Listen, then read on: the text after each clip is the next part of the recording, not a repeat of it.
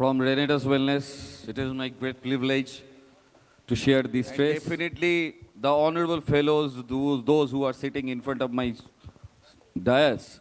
Being a scientist of this Renetus organization, I would like to represent myself as a scientist and doctor. Whatever I am actually saying, it's depending upon on my experiment. एक बात सही है, being a scientist, being a R&D head of the Renetus, I can ensure you, क्योंकि मैं इसके पहले बार भी आया था, मैंने आपको दिखाया था भी, all are the test reports and all. तो यहाँ पर बहुत ही सज्जन बैठे हैं, लेकिन मैं यहाँ से I am taken the full responsibility and share you that आपके पास अगर एक कंपनी है तो GLP टेस्ट सर्टिफिकेट दे सकता है, नॉन टॉक्सिक रिपोर्ट दे सकता है, तो वो और कोई नहीं है, रेनेटस ही है। ये मैं दावा करके बोल रहा हूं, और आप जितने भी सज्जन ऊपर और नीचे बैठे हैं, मैं आप लोगों को ओपन चैलेंज करता हूं, अगर आपके पास अगर ऐसा कोई नाम है तो कृपया मुझे मेरा टीम R&D renetus@gmail.com में निशब्द आप हमको भेज दीजिएगा, मैं मान लूंगा। ओपन चैलेंज है सब लोगों को। आप नहीं दे पाएंगे, क्योंकि जब आप देंगे ना तो उसी कंपनी का आपको GLP टेस्ट रिपोर्ट भी देना है, जो आपको नहीं मिलेगा, जो नहीं मिलेगा। ये मैं डायरेक्ट बोल रहा हूं, being a R&D head of रेनेटस, मैं ये डायरेक्ट बोल रहा हूं। जिसके पास animal trial report, toxicity analysis, side effect list, medicine का प्रमाण, उसके बाद इंटरनेशनल जर्नल, उसके बाद इंटरनेशनल कॉन्फ्रेंस में, जहां पर कोई रेनेटस कॉन्फ्रेंस नहीं बनाया था, लंदन का कॉन्फ्रेंस था, जहां पर 36 देश का scientist world Congress of medicine ने बनाया था, वहां पर इंडिया से 3 नाम गया था, रेनेटस वेलनेस से मैं गया था, शायद केरला से एक नाम गया था, और if I am not wrong so most probably वो था Vellore institute of medical science से एक डॉक्टर का नाम था। ये 3 नाम MHA से दिया गया था लंदन में, और लास्ट में आपके सामने ये जो बंदा खड़ा है स्टेज पे, शायद 5 फुट 7 इंच होगा मेरा हाइट, तो आप लोगों के आशीर्वाद की वजह से वो 36 देशों का साइंटिस्ट के अंदर से द बेस्ट साइंटिस्ट अवार्ड और सेकंड जो ऑनर वो पर्स अली मीडिया से फर्स्ट टाइम इंडिया के लिए लेके आया मैं। I am a hardcore researchers and doctors, I have my registration, so what I am saying you, वो हमारे रिसर्च एक्सपेरिमेंट बोल रहा है, मैं नहीं बोल रहा हूं, और हर एक बात का प्रमाण मैं खुद यहां पे खड़ा होके मैं दिखा सकता हूं। और हमारा जितना भी प्रोडक्ट्स है सब फॉर्मुलेशन पेटेंट है, मतलब कोई सब डिजाइन पेटेंट करते हैं, मतलब जो डब्बा है वो डब्बा का डिजाइन पेटेंट करते हैं, लेकिन डब्बे के अंदर जो चीज है जो खा रहे लोग उसका पेटेंट कोई नहीं करता, क्योंकि उसका पेटेंट करने में ना सीने में दम लगता है, और वो दम रेनेटस वेलनेस में मैं बोलने की जरूरत नहीं है, ये आप अपना दिमाग लगाइए तो आपको पता चल जाएगा। दैट इज क्लियरली टू से। Know the second part of that, हमारा रेनेटस वेलनेस का जो प्रोडक्ट्स है वो अभी यहां पर बहुत सारे लोग बैठे हैं, मैं ओपन और एक चैलेंज छोड़ता हूं, क्या आज जितना भी distributor, being a R&D head, मैं आपको परमिशन दे रहा हूं बोलने के लिए, एक भी लोग ये प्रोडक्ट खा के क्या मर गया है 7 बरस में, हाथ उठा के दिखाइए। हाथ उठ रहा है क्या? नहीं, हाथ तो नहीं उठ रहा है, उठेगा भी नहीं, क्योंकि आज तक 1 करोड़ के ऊपर सर्कुलेशन हो चुका है, रिपीटेड यूज किया है पेशेंट ने और कस्टमर ने, रिपीटेड बैक टू बैक बरस हो गया है, बैक टू बैक लेने के बाद भी there is no side effect has been found still 7 years रनिंग। लेकिन मैं एक चीज बोलना चाहूंगा, मैं कॉम्पोजिशन का नाम ले रहा हूं, पैरासीटामोल। अगर पैरासीटामोल ग्रुप का कोई भी मेडिसिन अगर कोई 7 बरस नहीं 7 महीने कंटिन्यू अगर प्रोलॉन्ग बेसिस खा ले तो क्या होगा बोलिए आप लोग, क्या होगा? गया कहां पर जाएगा? किडनी जाएगा ना, जाएगा। तो मतलब एक प्रोडक्ट 7 बरस खाने के बाद भी आज तक उतना साइड इफेक्ट नहीं है, जो एलोपैथिक जो ड्रग है वो साइड इफेक्ट छोड़ के जा रहा है। तो मतलब ये कितना सेफेस्ट है पता चल रहा है ना। और ये सेफेस्ट जो है इसका पेटेंट से शुरू करके, इसका जीएलपी सर्टिफिकेट से शुरू करके, इसका जर्नल से शुरू करके सब कुछ उम्दा तरीके से आपके सामने प्रेजेंटेड है। मतलब सिर्फ ये मुंह से बोलने वाला बात नहीं है, ये हम दिखा भी सकते हैं। And it is not generated by रेनेटस wellness. The ethical approval वो गवर्नमेंट ऑफ इंडिया देता है, मैं नहीं देता, या रेनेटस वेलनेस नहीं देता है। Got it my point? तो जो जो टेस्ट हुआ है ना सब एथिकल अप्रूवल लेके किया हुआ है, एथिकल अप्रूवल लेके एनिमल ट्रायल किया हुआ है। तो एथिकल अप्रूवल कमेटी तो हम लोग नहीं बना सकते। अगर इसमें कोई सज्जन डॉक्टर है तो उनको पता है, तो एथिकल अप्रूवल कमेटी हम खड़ा नहीं कर सकते। We are not showing any private organisation certificates, we are showing the damn hardcore government certificates. My point? So इससे आगे आई ओपनिंग चीज कोई हो ही नहीं सकता। अभी जो बात है तो मतलब ये प्रोडक्ट जब दिया जा रहा है तो कितना सेफेस्ट तरीके से दिया जा रहा है। You are in also safe hand.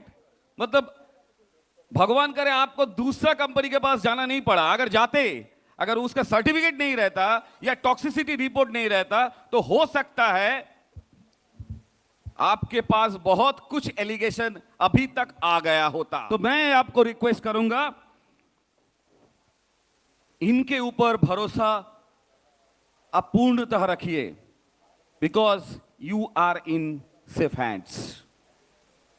शायद मैं आप लोगों को सेफ हैंड्स का पूरा डिक्लेरेशन दे चुका हूं। क्या आप सहमत हैं मुझसे? हाथ उठाइए। Thank you. तो मैं एक चीज आप लोगों को बोलूंगा, अभी भी बहुत कुछ बाकी है। ये तो था अभी तक। अगला दिन जो आने वाला है, जो रेनेटस वेलनेस आपको देने वाला है, वो चीज है न्यूट्राजेनेटिक्स, न्यूट्राजीनोमिक्स। क्या आप जानना चाहोगे? न्यूट्राजेनेटिक्स जीन को लेके जो बीमारी होते हैं, वैसे डायबिटीज भी जीन में भी आता है, तो जेनेटिक डिसऑर्डर होता है डायबिटीज में भी, टाइप 1 होता है वो। तो ये सब डिजीज के ऊपर भी रेनेटस रिसर्च फाउंडेशन और रेनेटस वेलनेस काम शुरू कर दिया है। और सबसे बड़ा बात है, मैं थोड़ा आपको बताऊं व्हाट इज न्यूट्राजेनेटिक्स। न्यूट्राजेनेटिक्स वो है जब आपका जीन किसी भी बैड फूड हैबिट के कारण, कोई भी बैड न्यूट्रिशन के कारण अगर इंपेयर्ड हो गया है, तो जो डिसऑर्डर होते हैं उसको न्यूट्राजेनेटिक्स बोला जाता है। समझ में आ रहा है मेरा बात? एकदम आसान शब्द में बोला गया, क्योंकि ये बहुत बड़ा हेवी चैप्टर है जो बहुत मेडिकल कॉलेज का एमबीबीएस का बंदा भी समझ नहीं पाता है। और न्यूट्राजीनोमिक्स वो पार्ट है, थ्रू न्यूट्रिशन ये इंपेयर्ड जीन को पेयर्ड जीन में कन्वर्ट करना। अभी आप बोलेंगे सर ये कैसा बात है?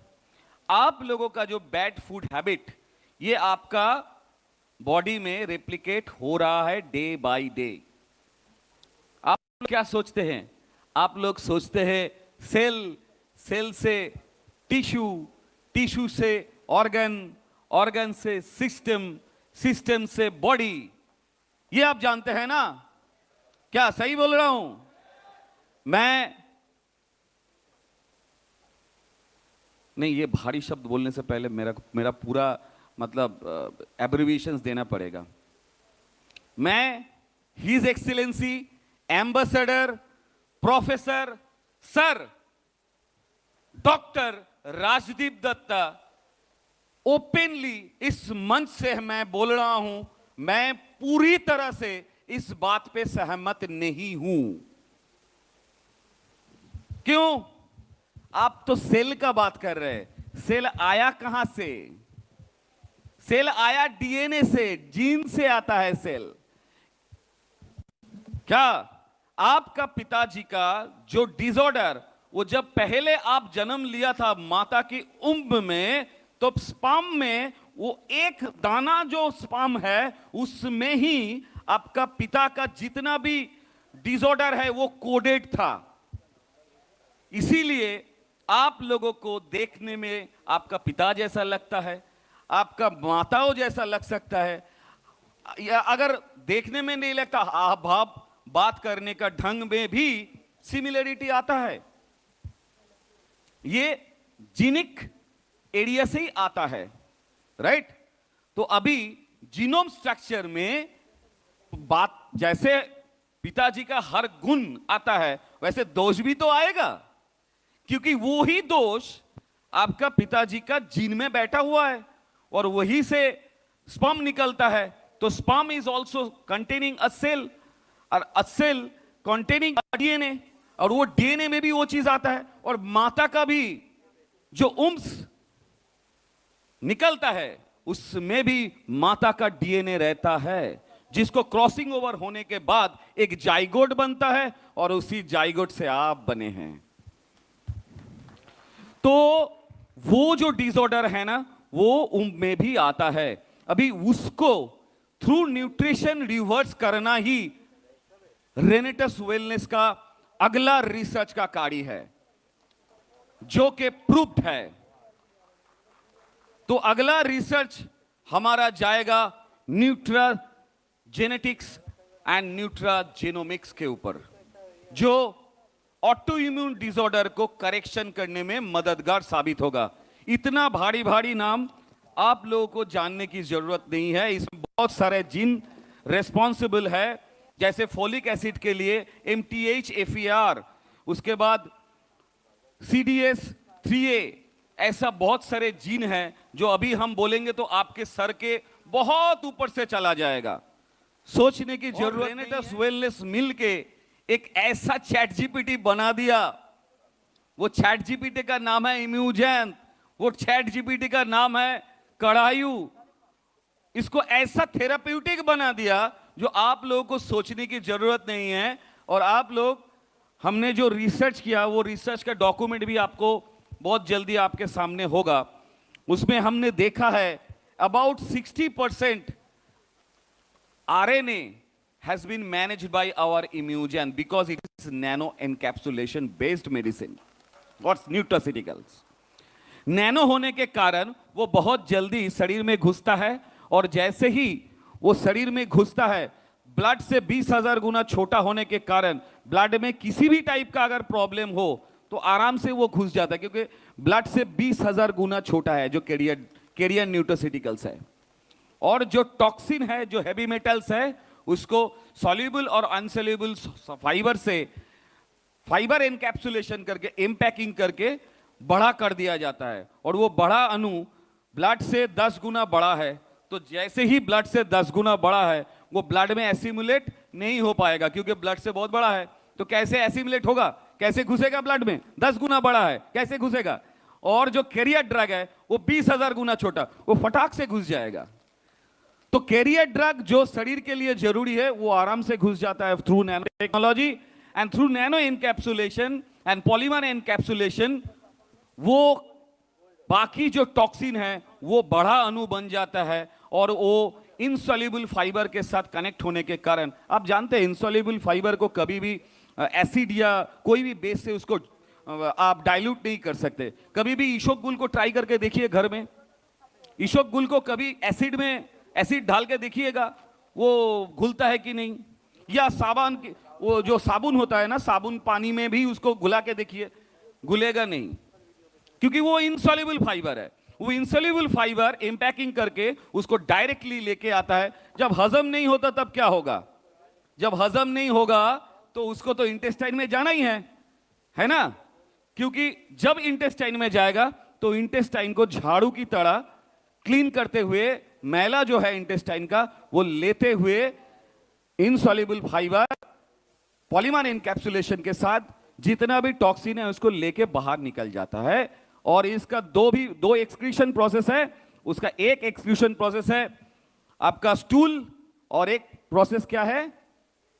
स्वेट है, और एक प्रोसेस है आपका यूरिन। तो स्वेट, यूरिन और स्टूल के द्वारा सीधा बॉडी के बाहर। तो मतलब जितना भी टॉक्सिन है बाहर, जितना भी कैरियर ड्रग है वो अंदर। तो आपका बॉडी अच्छा होगा कि खराब होगा? सीधा अच्छा होगा। यही फंडा है, और इसी को और भी हम लोग बुलंद तरीके से इसके ऊपर रिसर्च कर रहे हैं, ताकि इसको जीन के साथ पेयरमेंट इंपेयरमेंट में जो टाइम लगता है। देखिए, न्यूट्राजेनेटिक्स एक वास्ट एरिया है। ऐसा मत सोचिए कि आज इम्यूजन खा लिया तो कल डीएनए ठीक हो गया। ऐसा कोई भी बोलेगा तो आप एकदम विश्वास मत कीजिएगा। इसमें टाइम लगता है, क्योंकि 2 से 2.5 बरस का टाइम लगता है, ठीक है ना? वो धीरे धीरे उसके साथ बैड फूड हैबिट से गुड फूड हैबिट में भी ट्रांसफर करना पड़ता है पेशेंट्स को, तब जाके ये इंपेयरमेंट ठीक होगा। तो इसीलिए मैं आप सभी लोगों को एक ही चीज बोलूंगा, क्योंकि मैं जानता हूं बहुत दूर दूर से आप लोग आए हैं, तो मैं एक ही चीज आपको को बोलूंगा कि आप खाना ठीक से खाइए और रात में नींद थोड़ा मजा करके लीजिए। तो देखिएगा ऑटोमेटिकली आपका जीन ऑटोमेटिकली रिपेयर होना स्टार्ट हो जाएगा। और चाहे तो बीच बीच में ऑटोफेजी करते जाइए। तो ऑटोफेजी में क्या होगा? ऑटोमेटिकली हमारा बॉडी का जितना भी इंपेयरमेंट जीन है वो सर्कुलेशन के कारण वो धीरे धीरे ठीक होना स्टार्ट हो जाएगा। और एनगल्फिंग होता है, बहुत सारे हमारा जो एंजाइम्स है वो एंजाइम्स को एनगल्फिंग करते हैं, जो कि टॉक्सिन है उसको भी एनगल्फिंग लाइसोसोम करते हैं। तो ये ऑटोफेजी का बात है, बहुत बड़ा टॉपिक है, मैं जानता हूं। आप इतना टेक्निकल में मत जाइए, सिंपल बात सुनिए कि भाई हमको रोज सोना है ठीक टाइम पे, आराम से नींद लेना है, और कच्चा सब्जी खाना है, और उसके साथ इम्यूजेंट और नोवा खाना है। बाकी छोड़ दीजिए, बाकी हम संभाल लेंगे। उतना टेक्निकल आपको सोचने की जरूरत नहीं है। वही मैंने बोला ना, एलेक्सा है। आप बोले एलेक्सा मेरा बॉडी ठीक कर दो, आ गया इम्यूजेंट आपका बॉडी ठीक करने के लिए।